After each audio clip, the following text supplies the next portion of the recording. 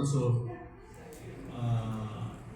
announcement para sa preparation ng all national federation natin ng haba ng gap. After Nagoya, it will not be 2030, it will be 2031. Correct? Plus for 2035. Correct? So, yun lang po muna. Okay, good morning. I'm Gab Peras from Sports Corner PH. Unahin ko muna 3 questions kay Sir Ricky. Sir, yung upcoming nationals, March 6 to 8 sa Tagaytay will serve as a test event to show the preparedness and readiness natin for this upcoming competition, and of course this serves as a tryout na rin para dito sa ating youths and the seniors. So what do we expect nga para dito na maaaring i-guarantee natin na andang-anda tayo para sa hosting natin ng Karate 1 Youth League? Well, yung event namin sa Tagaytay, March 6 to 8, that is the national selection. Yes, part of it, it's a preparation for the hosting, but it's a different level. Yung hosting ng World Youth League talagang malayo talaga. In terms of preparation ng mga table officials, yes. Preparation ng referees, yes. But the whole setup itself, medyo may pagkakaiba. So medyo ibang level talaga yung hosting ng World Youth League. But yes, it will be part of our preparation. To the good chairman, Chairman Pato, sabihin natin ang dami mga events every month na idinaos, whether Asian level, international level. Ito nga, Karate 1 Youth League, i-host pa natin. Why it is important na rin, aside from sports tourism, yung youth development natin, of course, sa ating mga iba't ibang mga Pinoy na maaaring mabigyan ng kahit papaano exposure, experience na to compete internationally kahit dito sa Pilipinas. Yes, very important yung nakita niyo yung announcement ni President Bambon, 31 in, saan po, President? Yung in 20 in Saudi Arabia. Napansin nyo, all out sila. Yung Saudi Arabia, all out sa sports tourism ngayon.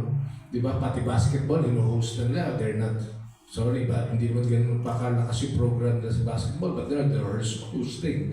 So, makikita mo talaga it is already a strategy adopted by countries. So, we're doing the right thing. So, importante na makasunod lang yung grassroots development nga, tapos yung elite development.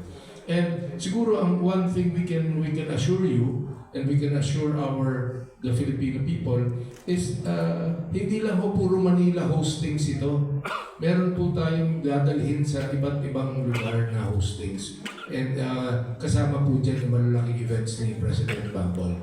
It will be outside of Metro Manila po. And lastly, kina Sir Carlo and kay Sir Arnel, why is it important nga yung partnership with nyo with Karate Pilipinas to deliver nga itong world-class hosting natin ng Karate 1 Youth League? Kasi ang Milo, it is a legacy brand for over 60 years. Matagal kayong mag-partner with AAK and of course SM. Isa sa mga top sports tourism destinations natin, yung SM MOA Arena and other SMs around the country. So, why is it important for them? Sir Carlo mo. Thank you, Gabo. One thing, we share the same vision of developing grassroots sports. So, kagaya ng nabanggit ni Coach Achino kanina, nabibigyan natin ng opportunity yung ating mga young karate champions na maka-experience ng world-class na events, na sporting events, and nabibigyan din natin ng access yung ating mga ibang gusto maging interesado pa sa sport ng karate. So, mas malaki yung ating platform or yung reach, and we are using our resources also para mas makapag-provide tayo ng training for some of the other coaches, and we also connect them with our partner LGUs and sa mga DepEd partners natin para sa pagpapalaganap at pagpapalaki pa ng grassroots program ng karate sa Pilipinas. Sir Arnel. Yes, thank you. Basically, pag tinignan natin, grassroots has been, the youth development has been part of the overall program that we support.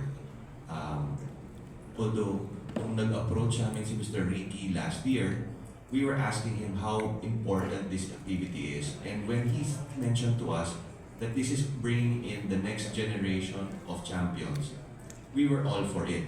It's the same program that we're doing for our other sports, whether it be our support for National University, for NBTC, or even our opening up or repurposing some of our mall spaces into providing sports hubs in our facilities. So you're talking about meron na po kami mga basketball centers in some of our malls.